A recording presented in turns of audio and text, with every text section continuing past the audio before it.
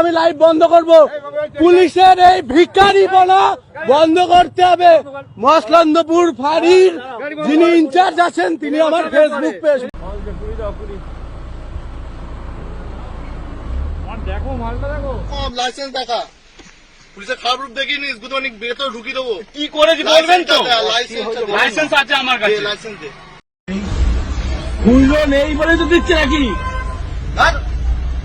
আর দাঁড়া আমি পাচ্ছিলাম স্যার কথা বলছি স্যার 10 টাকা কমাচ্ছে উনি ওরকম করছে আমার কাছে নেই তা কি করবো? এমন করছে কেন রাস্তা নেই। টাকার ছবি আছে টাকা তোলার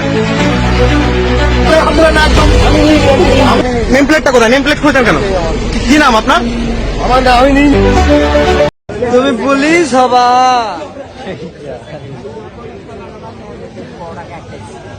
তুমি পুলিশ হবা।